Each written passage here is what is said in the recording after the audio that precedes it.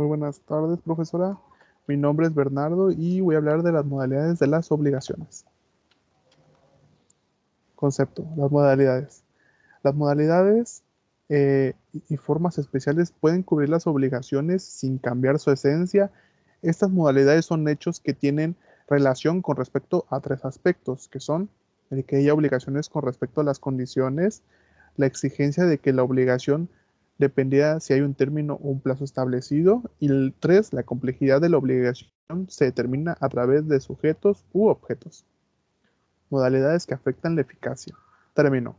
Lo determinaremos como la serie de conjuntos que se requieren para poder tener efecto en la obligación establecida previamente, teniendo en cuenta que el contrato que se había establecido da la indicación al sujeto para un término y la resolución y la eficacia de esa obligación dependerá del hecho y de todos sus conjuntos.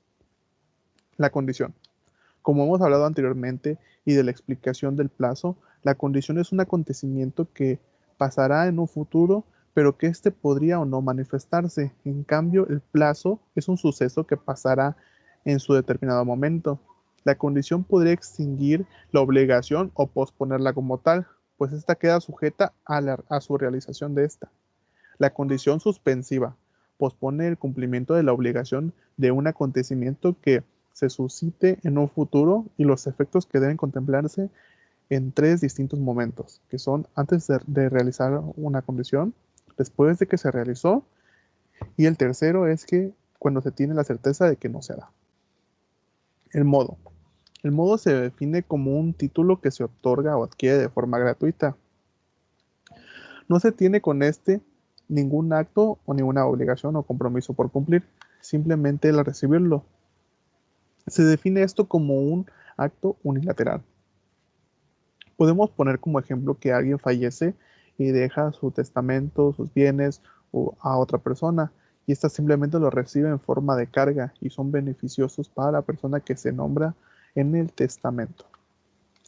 La solidaridad es una modalidad que refuerza el cumplimiento de las obligaciones, ampliando la responsabilidad del cumplimiento íntegro de esta.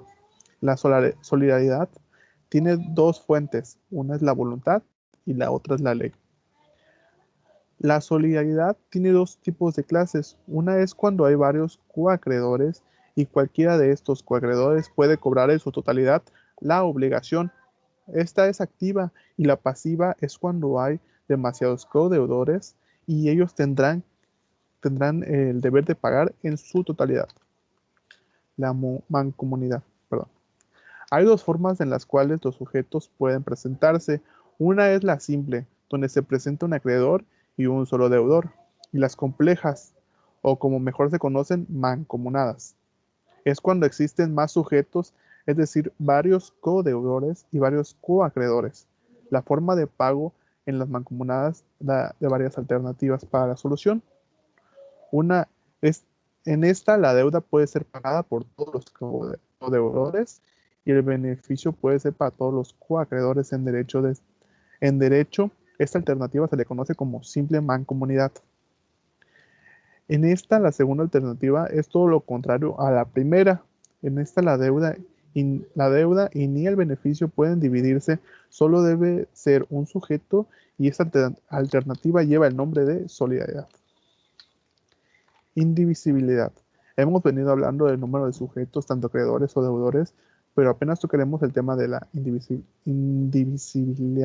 indivisibilidad, donde hablaremos de que si el objeto o cosa que están en medio de esta obligación puede ser usada de forma entera o de forma fraccionaria.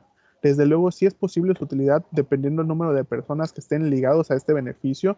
En derecho, todo bien material es divisible, pero se nos menciona que al fraccionarse, este objeto o cosa pierde valor y su utilidad. Los bienes son indivisibles cuando el valor fraccionario de todas las partes es mayor y, y cuando y cuando están juntas, perdón, y son indivisibles cuando el valor de las partes es menor al objeto en su forma completa. La indivisibilidad convencional va de la mano con la voluntad, en donde las partes convengan en que los codeudores paguen en forma indivisible, aunque el objeto sea divisible. Conjuntivas. Las obligaciones conjuntivas es cuando el deudor debe prestar varios hechos que se han establecido previamente para cumplir su obligación. Las obligaciones conjuntivas tienen dos clasificaciones, que son las homogéneas, que son todas las prestaciones que se deben ser de la misma naturaleza, y las heterogéneas, cuando las prestaciones son de distinta naturaleza, es decir, lo contrario a las homogéneas.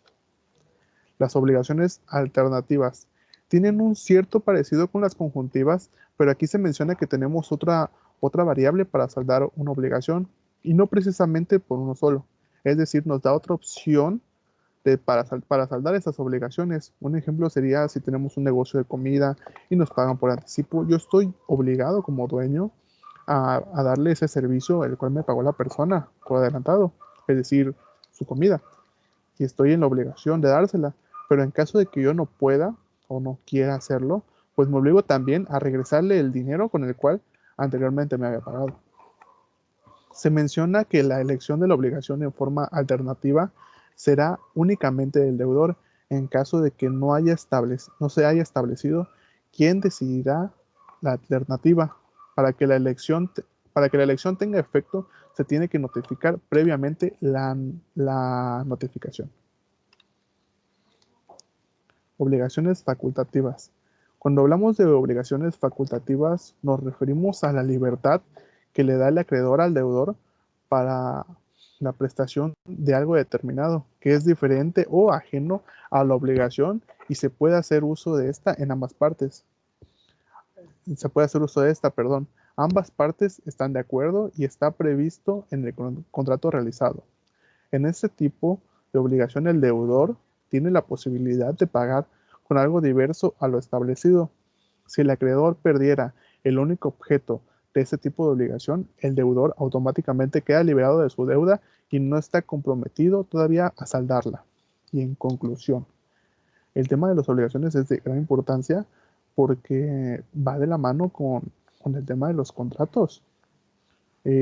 Nosotros en un futuro próximo, como abogados, tenemos que saber todos estos puntos y características importantísimos porque nos podrían afectar en algunos problemas que vayamos a atravesar como nosotros abogados.